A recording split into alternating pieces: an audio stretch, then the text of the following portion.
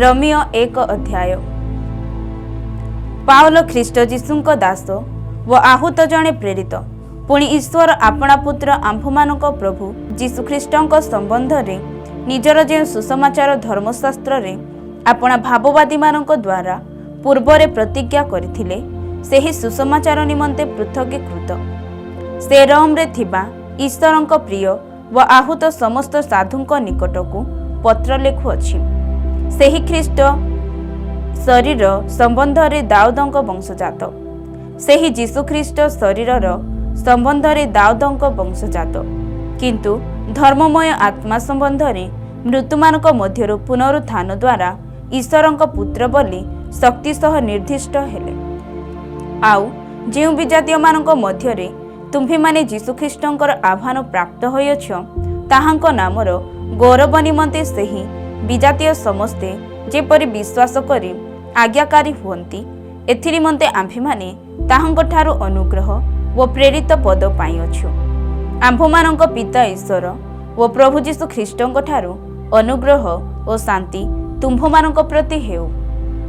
रोम को जीवार आकांक्षा प्रथम रे तुम्भमानक विश्वासर सुस्वाद जे समुदाय जगत रे सुना जाउछि एथि निमंते मो तुम्भ समस्तଙ୍କ सकाशे जीशु ख्रीष्टଙ୍କ द्वारा मोहर ईश्वरଙ୍କୁ धन्यवाद देउछि, कारण जेपरि कौनसी प्रकार एते दिन परे ईश्वरଙ୍କ इच्छा हेले तुम्भमानଙ୍କ निकटକୁ ଯିବା ପାଇଁ मो थरे सुजोग पाई पारे। एथि निमंते मो किपरि निरंतर तुम्भमानଙ୍କ नाम उल्लेख करी मोहर समस्त प्रार्थना रे सर्वदा निवेदन करी आसुछि से विषय रे जे ईश्वर को मो मोहर आत्मा दे ताहांक पुत्रଙ୍କ सुसमाचार रे सेवा करे से मोहर साक्षी अटंती। जेणु तुम्भे माने जेपरि स्थिरीकृत होई पारो सेति पय मो तुम्भमानଙ୍କୁ कौनसी आत्मिक दान देवा निमंते तुम्भमानଙ୍କ सहित साक्षात करबा को एकांत इच्छा करोछि। बर जेपरि तुम्भमानଙ୍କର व मोहर उभय पक्षर विश्वास द्वारा मो तुम्भमानଙ୍କ मध्यरे तुम्भमानଙ୍କ सहित उत्साह प्रदान बरं जेपरि तुम्भमानଙ୍କର व मोहर उभय पक्षर विश्वास द्वारा मो तुम्भमानଙ୍କ मध्यरे तुम्भमानଙ୍କ सहित उत्साह प्राप्त हुए। हे भाई माने अवशिष्ट विजातीय मानक मध्यरे अवशिष्ट विजातीय मानक मध्यरे जे प्रकार तुम्भमानक मध्यरे सुधा सही प्रकार मो जेपरि किछि फल प्राप्त होई पारे सेथि निमंते तुम्भमानଙ୍କ निकटକୁ ଯିବା ପାଇଁ मु जे थरकु थर मनस्थ करिथिली किंतु ए पर्यंत बाधा प्राप्त होई आसीअछि से विषय जे तुम्भे माने अज्ञ थाओ एहा मोहर इच्छा नुहे। ग्रीक की बर्बर शिक्षित कि अशिक्षित समस्तଙ୍କ निकटरे मो ऋणी। अतएव रोमवासी जे तुम्भे माने तुम्भमानଙ୍କ निकटरे मध्य सुसमाचार प्रचार करने को मो इच्छुक अटे। सुसमाचार शक्ति कारण मु सुसमाचार संबंध रे लज्जाबोध करे नाही, जेणु ताहा प्रत्येक विश्वासी पक्षरे परित्राण निमंते ईश्वरंकर शक्ति अटे। प्रथमतः जिहुदी पक्षरे आउ मध्य ग्रीक पक्षरे सेथिरे तो ईश्वर दत्त धार्मिकता प्रकाशित हेउछि ताहा विश्वास मूलक व विश्वासजनक जेपरि लेखा अछि धार्मिक विश्वास द्वारा बंचिब मनुष्य जातिर पाप। कारण जो लोक माने अधर्म रे सत्य को प्रतिरोध करती से मानकर समस्त अपवित्रता व अधर्म विरुद्ध रे स्वर्गर ईश्वरଙ୍କ क्रोध प्रकाशित हेउछि। जेणु ईश्वरଙ୍କ संबंध रे जहा ज्ञातव्य ताहा सेमानଙ୍କ अंतर रे प्रकाशित होइछि। ईश्वर तो सेमानଙ୍କ निकटरे ताहा प्रकाश करियछन्ति। जगतर सृष्टिकालावधि ताहांकर अदृश्य गुण समूह अर्थात ताहांकर अनादि अनंत शक्ति व ईश्वरत्व सृष्ट वस्तुगुड़िक द्वारा बोधगम्य होई स्पष्ट रूपे प्रतीयमान होइछि जेपरि सेमानଙ୍କର उत्तर देबार बाट न थाए। कारण से माने ईश्वर को जानी ताहांको ईश्वर बोली गौरव देले नाही कि धन्यवाद देले नाही, किंतु आपणा आपणा असार तर्क वितर्क रे जड़ित हेले व सेमानଙ୍କର अबोध मन अंधकारमय हेला। निज निज को ज्ञानी बोली मने करी से माने मूर्ख हेले पुणी अक्षय ईश्वरଙ୍କ गौरव को क्षयनीय मनुष्य पक्षी चतुष्पद प्राणी सरीसृपवादी आकृति युक्त प्रतिमा परिणत कले। एणु ईश्वर से हृदयर को अभिलाष अनुसार से अशुचितार समर्पण कले, जेपरि से शरीर परस्पर द्वारा कलुषित हुए, कारण से ईश्वर सत्य परिवर्ते मिथ्या ग्रहण कले व स्रष्टांक परिवर्ते सृष्ट वस्तुर पूजा व सेवा कले। से जुगे जुगे धन्य आमेन। एही कारणरू ईश्वर से जघन्य पाप प्रवृत्तिर समर्पण कले, कारण से स्त्री माने स्वाभाविक व्यवहार परिवर्ते अस्वाभाविक व्यवहार कले। पुणी सेहीपरि पुरुष माने मध्य स्वाभाविक स्त्री संग परित्याग करी परस्पर आपण आपण कामानल रे दग्ध हेले। पुरुष सहित पुरुष कुशित कर्म कले, पुणी आपणा आपणा ठारे स्व स्व भ्रष्टतार समुचित प्रतिफल पाइले। आ जेपरि से माने ईश्वर विषयक ज्ञान ग्रहण करने को अस्वीकृत हेले, सेहीपरि ईश्वर अनुचित कर्म करने निमंते से भ्रष्ट मध्य समर्पण कले। से माने सर्व प्रकार अधर्म, दुष्टता, लोभ, हिंसा, ईर्षा, बध, विवाद, छल व मंदतारे परिपूर्ण। से माने कर्णेजप, निंदक, ईश्वरंकर घृण्य, अत्याचारी, दाम्पिक, अहंकारी, दुष्टकर्मर उत्पादक, पितामातांकर अनाज्ञावह, निर्बोध, नियम भग्नकारी व स्वाभाविक स्नेहरहित व निर्दय अटंती। जे माने एहिपरि आचरण करती से माने जे मृत्युर योग्य। ईश्वरंकर एही विधान से माने जानिले सुधा केवल जे एही प्रकार आचरण करती ताहा नुहे, किंतु एहिपरि आचरण करुथिबा लोकमानंक पक्ष आनंदरे समर्थन करती। रोमियो 2 अध्याय। ईश्वरंकर न्याय विचार। अतएव हे मनुष्य, विचार करुथाओ जे तुम्भे जे केही हुओ, तुम्भर उत्तर देबार बाट नाही, कारण जे विषय तुम्भे अन्यर विचार करुथाओ सेही विषय तुम्भे आपना को दोषी करथाओ। जेनु विचार करुथाओ जे तुम्भे निजे सेही प्रकार कर्म करुथाओ। आ जे माने एही प्रकार कर्म करती सेमानंक विरुद्ध रे ईश्वरंकर विचार जे न्याय संगत, यह आम्भे माने जाणु। आउ हे मनुष्य, जे माने एही प्रकार कर्म करती सेमानंकर विचार करी आपे सेही प्रकार करुथा जे तुम्भे ईश्वरंक विचाररु पलायन करी पार बोली कौन मने करूअछ, किंबा ईश्वरंक कृपा जे तुम्भकु मन परिवर्तन आड़कू घेनी जीवाकू चेष्टा करे, एहा न जानी तुम्भे कि ताहांकर कृपा, धैर्य व चिर सहिष्णुता रूप धन सबु तुच्छ करूअछ।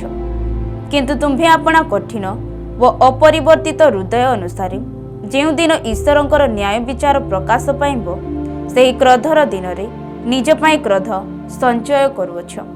से प्रत्येक लोकंकु निज निज कर्म अनुसार फल देवे। जो माने धैर्य सहित उत्तम कर्म करी गौरव, सम्मान व अमरता अन्वेषण करती से मानकु अनंत जीवन प्रदान करिवे। किंतु जे माने स्वार्थपर पुणी सत्यर अनाज्ञावह, मात्र अधार्मिकतार आज्ञावह, से मानक प्रति क्रोध व कोप घटिब।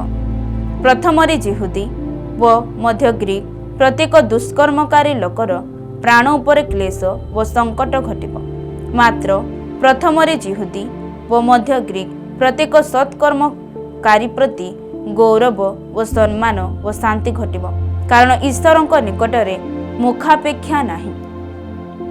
व्यवस्था व ईश्वरंकर विचार। जेणु जेते व्यवस्था विहीन होई पाप करियछंती से माने मध्य व्यवस्था बिना विनष्ट हेबे।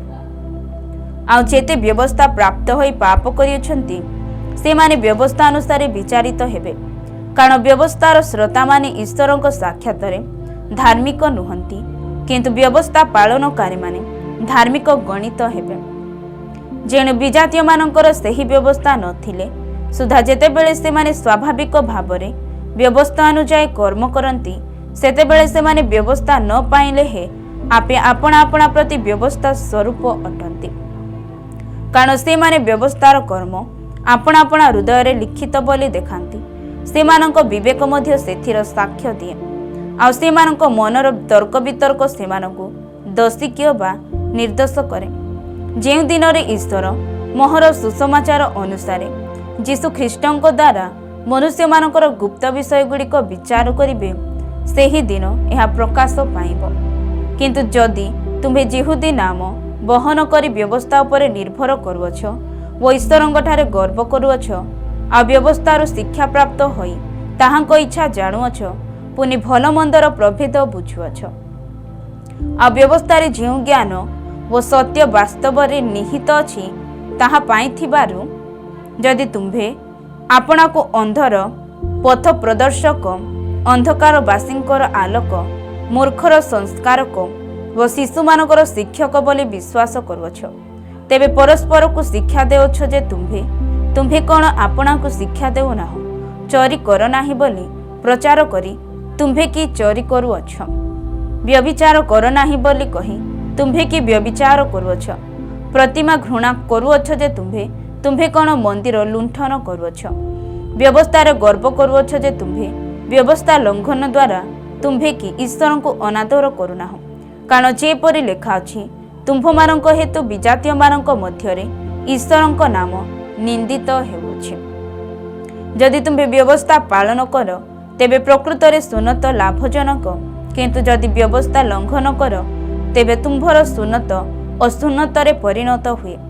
ଅତଏବ ଯଦି ଅସୁନ୍ନତି ଲୋକ ବ୍ୟବସ୍ଥାର ବିଧିବିଧାନ ପାଳନ କରେ, ତେବେ ତାହାର ଅସୁନ୍ନତ କ'ଣ ସୁନ୍ନତ ବୋଲି ଗଣିତ ହେବ ନାହିଁ। ପୁଣି ସ୍ୱାଭାବିକ ଅସୁନ୍ନତି ଲୋକ ଯଦି ବ୍ୟବସ୍ଥା ପାଳନ କରେ, ତେବେ ଲିଖିତ ବ୍ୟବସ୍ଥା ଓ ସୁନ୍ନତ ବିଧି ପ୍ରାପ୍ତ ହୋଇ ସୁଦ୍ଧା ବ୍ୟବସ୍ଥା ଲଙ୍ଘନ କରୁଅଛ ଯେ ସେ ତୁମ୍ଭର ବିଚାର କରିବ। କାରଣ ବାହାରେ ଯେ ଯିହୁଦୀ ସେ ଯିହୁଦୀ ନୁହେଁ, କିମ୍ବା ବାହାର ଶରୀର ଯେ ସୁନ୍ନତ ତାହା ସୁନ୍ନତ ନୁହେଁ, କିନ୍ତୁ ଅନ୍ତରରେ ଯେ ଯିହୁଦୀ ସେ ଯିହୁଦୀ, ପୁଣି ଆକ୍ଷରିକ ଭାବରେ ନୁହେଁ, ମାତ୍ର ଆତ୍ମିକ ଭାବରେ ହୃଦୟର ଯେ ଶୂନ୍ୟତା ତାହା ପ୍ରକୃତ ଶୂନ୍ୟତା। ଏପରି ଲୋକ ମନୁଷ୍ୟମାନଙ୍କ ଠାରୁ ପ୍ରଶଂସା ପ୍ରାପ୍ତ ହୁଏ ନାହିଁ, କିନ୍ତୁ ଈଶ୍ୱରଙ୍କ ଠାରୁ ପ୍ରାପ୍ତ ହୁଏ। ରୋମୀୟ 3 ଅଧ୍ୟାୟ। ଈଶ୍ୱରଙ୍କର ଧାର୍ମିକତାର ଯଥାର୍ଥତା। ତେବେ ଯିହୁଦୀ ଲୋକର ବିଶେଷ କ'ଣ? ସୁନ୍ନତର ବା ଉପକାରର କ'ଣ? ସବୁ ପ୍ରକାରେ ବହୁତ। ସର୍ବପ୍ରଥମେ ଈଶ୍ୱରଙ୍କର ବାକ୍ୟ ସେମାନଙ୍କଠାରେ ସମର୍ପିତ ହୋଇଥିଲା। ତେବେ କ'ଣ ଯଦି କେହି ଅବିଶ୍ୱସ୍ତ ହେଲେ, ସେମାନଙ୍କର ଅବିଶ୍ୱସ୍ତା କ'ଣ ଈଶ୍ୱରଙ୍କ ବିଶ୍ୱସ୍ତତାକୁ ନିଷ୍ଫଳ କରିବ? ତାହା କେବେ ନ ହେଉ, ବରଂ ପ୍ରତ୍ୟେକ ମନୁଷ୍ୟ ମିଥ୍ୟାବାଦୀ ହେଲେ ହେଉ, କିନ୍ତୁ ଈଶ୍ୱର ସତ୍ୟ ବୋଲି ସ୍ୱୀକାର କରାଯାଉ। ଯେପରି ଲେଖା ଅଛି, ତୁମ୍ଭେ ଆପଣା ବାକ୍ୟରେ ଧାର୍ମିକ ବୋଲି ଜଣାଯିବ, ପୁଣି ବିଚାରିତ ହେବା ସମୟରେ ବିଜୟୀ ହେବ। କିନ୍ତୁ ଯଦି ଆମ୍ଭମାନଙ୍କର ଅଧାର୍ମିକତା ଈଶ୍ୱରଙ୍କର ଧାର୍ମିକତା ସପ୍ରମାଣ କରେ, ତେବେ ଆମ୍ଭେମାନେ କ'ଣ କହିବୁ? ଯେଉଁ ଈଶ୍ୱର କ୍ରୋଧରେ ପ୍ରତିଫଳ ଦିଅନ୍ତି, ସେ କି ଅଧାର୍ମିକକୁ ମୁଁ ମନୁଷ୍ୟ ଭାବରେ କହୁଅଛି?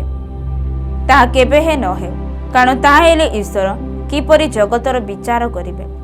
କିନ୍ତୁ ଯଦି ମୋହର ମିଥ୍ୟା ଦ୍ୱାରା ଈଶ୍ୱରଙ୍କର ସତ୍ୟ ତାହାଙ୍କ ଗୌରବ ନିମନ୍ତେ ପ୍ରଚୁର ଭାବରେ ବୃଦ୍ଧି ପାଇଲା, ତାହେଲେ ମୁଁ ମଧ୍ୟ ଆଉ କାହିଁକି ପାପୀ ବୋଲି ବିଚାରିତ ହେଉଅଛି? ଆଉ ଭଲ ଫଳ ଫଳିବା ନିମନ୍ତେ ଆସ, ମନ୍ଦ କର୍ମ କରୁ, ଏହା ଆମ୍ଭେମାନେ କହୁଅଛୁ ବୋଲି ଯେପରି କେହି ଆମ୍ଭମାନଙ୍କର ଗ୍ଲାନି କରି ନ କହନ୍ତି, ସେପରି ବା କାହିଁକି ନ କରିବା? ଏମାନଙ୍କର ଦଣ୍ଡ ଯଥାର୍ଥ। କେହି ଧାର୍ମିକ ନୁହଁ। ତେବେ କ'ଣ ଆମ୍ଭେମାନେ କି ଅନ୍ୟମାନଙ୍କ ଠାରୁ ଶ୍ରେଷ୍ଠ? ନା କୌଣସି ପ୍ରକାରେ ନୁହେଁ। କାରଣ ଯିହୁଦୀ ଓ ଗ୍ରୀକ ସମସ୍ତେ ଯେ ପାପର ଅଧୀନ, ଆମ୍ଭେମାନେ ପୂର୍ବରେ ଉଭୟଙ୍କ ବିରୁଦ୍ଧରେ ଏହି ଅଭିଯୋଗ କରିଅଛୁ। ଯେପରି ଲେଖା ଅଛି, ଧାର୍ମିକ କେହି ନାହିଁ, ନା ଜଣେ ସୁଦ୍ଧା ନାହିଁ। ଯେ ବୁଝେ ଏପରି କେହି ନାହିଁ, ଯେ ଈଶ୍ୱରଙ୍କର ଅନ୍ୱେଷଣ କରେ ଏପରି ଜଣେ ନାହିଁ। ସେମାନେ ସମସ୍ତେ ବିପଥରେ ଯାଇଅଛନ୍ତି, ଏକ ସାଙ୍ଗରେ ଅକର୍ମଣ୍ୟ ହୋଇଅଛନ୍ତି। ଯେ ସତ୍କର୍ମ କରେ ଏପରି କେହି ନାହିଁ, ନା ଏପରି ଜଣେ ହେଲେ ନାହିଁ। ସେମାନଙ୍କ କଣ୍ଠ ଉନ୍ମୁକ୍ତ ସମାଧି, ସେମାନେ ଆପଣା ଆପଣା ଜିହ୍ବାର ଛଳନା କରିଅଛନ୍ତି। ସେମାନଙ୍କ କଣ୍ଠ ଉନ୍ମୁକ୍ତ ସମାଧି, ସେମାନେ ଆପଣା ଆପଣା ଜିହ୍ବାରେ ଛଳନା କରିଅଛନ୍ତି। ସେମାନଙ୍କ ଅଷ୍ଟ ତଳେ କାଳସର୍ପର ବିଷ ଅଛି। ସେମାନଙ୍କ ମୁଖ ଅଭିଶାପ ଓ କଟୁତାରେ ପୂର୍ଣ୍ଣ। ସେମାନଙ୍କ ପାଦ ରକ୍ତପାତ କରିବାକୁ ଦ୍ରୁତଗାମୀ। ସେମାନଙ୍କ ପଥରେ ବିନାଶ ଓ କ୍ଲେଶ। ପୁଣି ଶାନ୍ତିର ପଥ ସେମାନେ ଜାଣନ୍ତି ନାହିଁ। ଈଶ୍ୱରଙ୍କ ଭୟ ସେମାନଙ୍କ ଆଖି ଆଗରେ ନଥାଏ। ଆଉ ଆମ୍ଭେମାନେ ତ ଜାଣୁ ଯେ ବ୍ୟବସ୍ଥା ଯାହା ଯାହା କୁହେ ସେହି ସବୁ ବ୍ୟବସ୍ଥାଧୀନ ଲୋକମାନଙ୍କୁ କୁହେ, ଯେପରି ପ୍ରତ୍ୟେକ ମୁଖ ବନ୍ଧନ କରାଯିବ ଓ ସମସ୍ତ ଜଗତ ଈଶ୍ୱରଙ୍କ ବିଚାରରେ ଦଣ୍ଡନୀୟ ହେବ। କାରଣ ବ୍ୟବସ୍ଥାର କ୍ରିୟାକର୍ମ ଦ୍ୱାରା କୌଣସି ପ୍ରାଣୀ ତାହାଙ୍କ ଛାମୁରେ ଧାର୍ମିକ ଗଣିତ ହେବ ନାହିଁ, ଯେହେତୁ ବ୍ୟବସ୍ଥା ଦ୍ୱାରା ପାପର ଜ୍ଞାନ ଜନ୍ମେ। ବିଶ୍ୱାସ ଦ୍ୱାରା ଈଶ୍ୱରଙ୍କର ଧାର୍ମିକତା। କିନ୍ତୁ ଏବେ ବ୍ୟବସ୍ଥା ବ୍ୟତୀତ ଈଶ୍ୱରଙ୍କର ଧାର୍ମିକତା ପ୍ରକାଶିତ ହୋଇଅଛି, ଆଉ ତାହା ବିଷୟରେ ବ୍ୟବସ୍ଥା ଓ ଭାବବାଦୀମାନଙ୍କ ଧର୍ମଶାସ୍ତ୍ରର ସାକ୍ଷ୍ୟ ଦେଉଅଛି। ଅର୍ଥାତ୍ ଈଶ୍ୱରଙ୍କର ଯେଉଁ ଧାର୍ମିକତା ଯୀଶୁ ଖ୍ରୀଷ୍ଟଙ୍କଠାରେ ବିଶ୍ୱାସ କରିବା ଦ୍ୱାରା ସମସ୍ତ ବିଶ୍ୱାସୀଙ୍କ ପ୍ରତି ବର୍ତ୍ତେ, କାରଣ କୌଣସି ପ୍ରଭେଦ ନାହିଁ। ସମସ୍ତେ ତ ପାପ କରିଅଛନ୍ତି, ପୁଣି ଈଶ୍ୱରଙ୍କର ଗୌରବ ରହିତ ହୋଇଅଛନ୍ତି। ପୁଣି ସେମାନେ ବିନା ମୂଲ୍ୟରେ ତାହାଙ୍କ ଅନୁଗ୍ରହରେ ଖ୍ରୀଷ୍ଟ ଯୀଶୁଙ୍କଠାରେ ଯେଉଁ ମୁକ୍ତି ଅଛି ତଦ୍ୱାରା ଧାର୍ମିକ ଗଣିତ ହୁଅନ୍ତି। ଈଶ୍ୱର ଆପଣା ସହିଷ୍ଣୁତାର ପୂର୍ବକୃତ ପାପ ସବୁ ଉପେକ୍ଷା କରିଥିବାରୁ ନିଜ ଧାର୍ମିକତା ପ୍ରକାଶ କରିବା ନିମନ୍ତେ ତାହାଙ୍କୁ ତାହାଙ୍କ ରକ୍ତରେ ବିଶ୍ୱାସ ଦ୍ୱାରା ପ୍ରାୟଶ୍ଚିତ ବଳି ରୂପେ ପ୍ରଦର୍ଶନ କରିଅଛନ୍ତି। ପୁଣି ବର୍ତ୍ତମାନ କାଳରେ ଆପଣା ଧାର୍ମିକତା ପ୍ରକାଶ କରିବା ନିମନ୍ତେ ସେ ଏହା କରିଅଛନ୍ତି, ଯେପରି ସେ ସ୍ୱୟଂ ଧାର୍ମିକ ଓ ଯୀଶୁଖ୍ରୀଷ୍ଟଙ୍କଠାରେ ବିଶ୍ୱାସୀକୁ ଧାର୍ମିକ ଗଣନାକାରୀ ବୋଲି ପ୍ରକାଶିତ ହୁଅନ୍ତି। ତେବେ ଗର୍ବ କେଉଁଠାରେ? ତାହା ଦୂରୀକୃତ ହେଲା କି ପ୍ରକାର ବ୍ୟବସ୍ଥା ଦ୍ୱାରା? କ'ଣ କ୍ରିୟାକର୍ମର ବ୍ୟବସ୍ଥା ଦ୍ୱାରା? ନା ବିଶ୍ୱାସର ବ୍ୟବସ୍ଥା ଦ୍ୱାରା? ନା ବିଶ୍ୱାସର ବ୍ୟବସ୍ଥା ଦ୍ୱାରା? ତେବେ ଆମ୍ଭମାନଙ୍କର ମୀମାଂସା ଏହି, ମନୁଷ୍ୟ ବ୍ୟବସ୍ଥାର କ୍ରିୟାକର୍ମ ବ୍ୟତୀତ ବିଶ୍ୱାସ ଦ୍ୱାରା ଧାର୍ମିକ ଗଣିତ ହୁଏ, କିମ୍ବା ଈଶ୍ୱର କି କେବଳ ଯିହୁଦୀମାନଙ୍କର ଈଶ୍ୱର? ସେ କି ବିଜାତୀୟମାନଙ୍କ ମଧ୍ୟ ଈଶ୍ୱର ନୁହନ୍ତି? ହଁ, ବିଜାତୀୟମାନଙ୍କର ମଧ୍ୟ, କାରଣ ଈଶ୍ୱର ତ ଏକ, ଆଉ ସେ ବିଶ୍ୱାସ ହେତୁ ସୁନ୍ନତିକୁ ଓ ବିଶ୍ୱାସ ଦ୍ୱାରା ଅସୁନ୍ନତିକୁ ଧାର୍ମିକ ଗଣିବେ।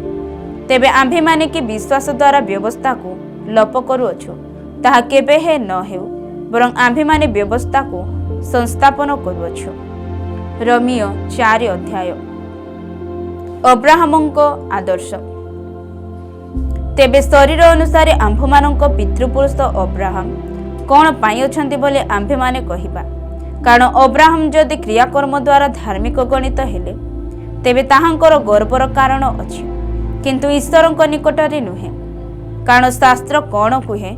ଅବ୍ରାହମ ଈଶ୍ୱରଙ୍କଠାରେ ବିଶ୍ୱାସ କଲେ, ଆଉ ତାଙ୍କ ପକ୍ଷରେ ତାହା ଧାର୍ମିକ ବୋଲି ଗଣିତ ହେଲା। ଯେ କର୍ମ କରେ ତା ପକ୍ଷରେ ତାର ବେତନ ଅନୁଗ୍ରହ ରୂପେ ଗଣିତ ହୁଏ ନାହିଁ, ମାତ୍ର ଦେୟ ବୋଲି ଗଣିତ ହୁଏ। କିନ୍ତୁ ଯେ କର୍ମ ଉପରେ ନିର୍ଭର କରେ ନାହିଁ, ମାତ୍ର ଅଧାର୍ମିକକୁ ଧାର୍ମିକ ବୋଲି ଯେ ଗଣନା କରନ୍ତି, ତାହାଙ୍କଠାରେ ବିଶ୍ୱାସ କରେ, ତାହାଙ୍କ ପକ୍ଷରେ ତାର ବିଶ୍ୱାସ ଧାର୍ମିକତା ବୋଲି ଗଣିତ ହୁଏ। ଏହି ପ୍ରକାରେ ଯେଉଁ ଲୋକ ପକ୍ଷରେ ଈଶ୍ୱର କ୍ରିୟାକର୍ମ ବ୍ୟତୀତ ଧାର୍ମିକତା ଗଣନା କରନ୍ତି, ଦାଉଦ ମଧ୍ୟ ତାକୁ ଧନ୍ୟ ବୋଲି କହନ୍ତି। ଯଥା, ଯେଉଁମାନଙ୍କର ଅପରାଧ ସବୁ କ୍ଷମା ହୋଇଅଛି, ଆଉ ଯେଉଁମାନଙ୍କର ପାପ ସବୁ ଆଚ୍ଛାଦିତ ହୋଇଅଛି, ସେମାନେ ଧନ୍ୟ। ପ୍ରଭୁ ଯେଉଁ ଲୋକର ପାପ ଗଣନା କରିବେ ନାହିଁ, ସେ ଧନ୍ୟ। ତାହେଲେ ସୁନ୍ନତିମାନଙ୍କୁ ଏପରି ଧନ୍ୟ ବୋଲି କୁହାଯାଏ, ବା ଅସୁନ୍ନତିମାନଙ୍କୁ ମଧ୍ୟ କୁହାଯାଏ। ଯେଣୁ ଆମ୍ଭେମାନେ କହୁ, ଅବ୍ରାହମଙ୍କର ବିଶ୍ୱାସ ତାଙ୍କ ପକ୍ଷରେ ଧାର୍ମିକତା ବୋଲି ଗଣିତ ହେଲା। ତେବେ ତାହା କିପରି ଗଣିତ ହେଲା? ତାଙ୍କର ସୁନ୍ନତି ଅବସ୍ଥାରେ ନା ଅସୁନ୍ନତି ଅବସ୍ଥାରେ? ସୁନ୍ନତି ଅବସ୍ଥାରେ ନୁହେଁ, କିନ୍ତୁ ଅସୁନ୍ନତି ଅବସ୍ଥାରେ। ଆଉ ସେ ଅସୁନ୍ନତି ଅବସ୍ଥାରେ ବିଶ୍ୱାସ ସକାଶେ ଧାର୍ମିକ ଗଣିତ ହୋଇ ସେଥିର ମୁଦ୍ରାଙ୍କ ସ୍ୱରୂପେ ସୁନ୍ନତ ଚିହ୍ନ ପାଇଲେ। ଯେପରି ଅସୁନ୍ନତି ଅବସ୍ଥାରେ ଥିବା ସମସ୍ତ ବିଶ୍ୱାସୀଙ୍କ ପକ୍ଷରେ ଧାର୍ମିକତା ଗଣନା କରାଯିବା ନିମନ୍ତେ ସେ ସେମାନଙ୍କର ପିତା ହୁଅନ୍ତି। ପୁଣି ଯେପରି ସେ ସୁନ୍ନତିମାନଙ୍କର ପିତା ହୋଇପାରନ୍ତି, ଅର୍ଥାତ୍ ଯେଉଁମାନେ ସୁନ୍ନତ ପ୍ରାପ୍ତ କେବଳ ସେମାନଙ୍କର ନୁହେଁ, ମାତ୍ର ଅସୁନ୍ନତି ଅବସ୍ଥାରେ ଆମ୍ଭମାନଙ୍କ ପିତା ଅବ୍ରାହମଙ୍କର ଯେଉଁ ବିଶ୍ୱାସ ଥିଲା, ସେଥିର ପଦଚିହ୍ନ ଦେଇ ଯେଉଁମାନେ ଗମନ କରନ୍ତି ସେମାନଙ୍କର ମଧ୍ୟ, ସେଥିର ପଦଚିହ୍ନ ଦେଇ ଯେଉଁମାନେ ଗମନ କରନ୍ତି ସେମାନଙ୍କର ମଧ୍ୟ ବିଶ୍ୱାସ ଦ୍ୱାରା ପ୍ରତିଜ୍ଞା ପ୍ରାପ୍ତ। କାରଣ ଅବ୍ରାହମ କିମ୍ବା ତାହାଙ୍କ ବଂଶକୁ ଜଗତର ଅଧିକାରୀ ହେବା ନିମନ୍ତେ ପ୍ରତିଜ୍ଞା ବ୍ୟବସ୍ଥା ଦ୍ୱାରା ଦିଆଯାଇ ନଥିଲା, ମାତ୍ର ବିଶ୍ୱାସର ଧାର୍ମିକତା ଦ୍ୱାରା ଦିଆଯାଇଥିଲା।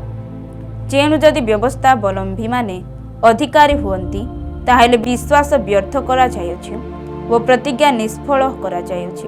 କାରଣ ବ୍ୟବସ୍ଥା କ୍ରୋଧ ଜନ୍ମାଏ, କିନ୍ତୁ ଯେଉଁଠାରେ ବ୍ୟବସ୍ଥା ନାହିଁ ସେଠାରେ ବ୍ୟବସ୍ଥା ଲଙ୍ଘନ ମଧ୍ୟ ନାହିଁ। ଏଣୁ ଏହି ଧାର୍ମିକତା ବିଶ୍ୱାସ ହେତୁ ମିଳେ, ଯେପରି ତାହା ଅନୁଗ୍ରହ ଅନୁସାରେ ହୁଏ, ଆଉ ତଦ୍ୱାରା ସମସ୍ତ ବଂଶ ପକ୍ଷରେ, କେବଳ ବ୍ୟବସ୍ଥାବଲମ୍ବୀ ବଂଶ ପକ୍ଷରେ ନୁହେଁ, ମାତ୍ର ଅବ୍ରାହମଙ୍କର ବିଶ୍ୱାସାବଲମ୍ବୀ ବଂଶ ପକ୍ଷରେ ସୁଦ୍ଧା ସେହି ପ୍ରତିଜ୍ଞା ଅଟଳ ରହେ।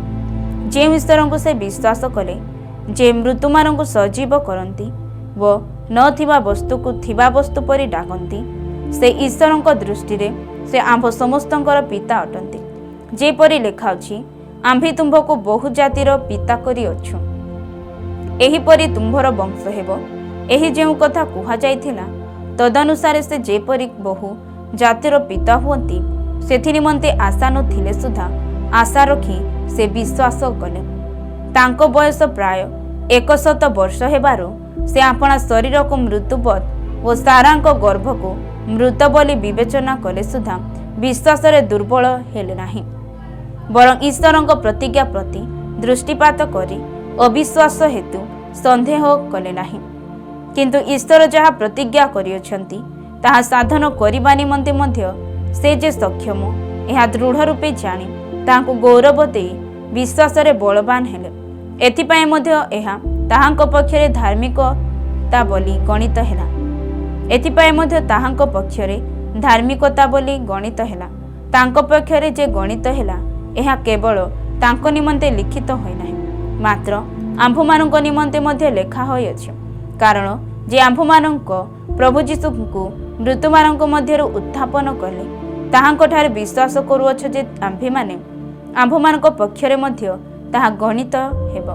ସେହି ଯୀଶୁ ଆମ୍ଭମାନଙ୍କ ଅପରାଧ ନିମନ୍ତେ ସମର୍ପିତ ହେଲେ, ପୁଣି ଆମ୍ଭେମାନେ ଧାର୍ମିକ ଗଣିତ ହେବା ନିମନ୍ତେ ଉତ୍ଥାପିତ ହେଲେ।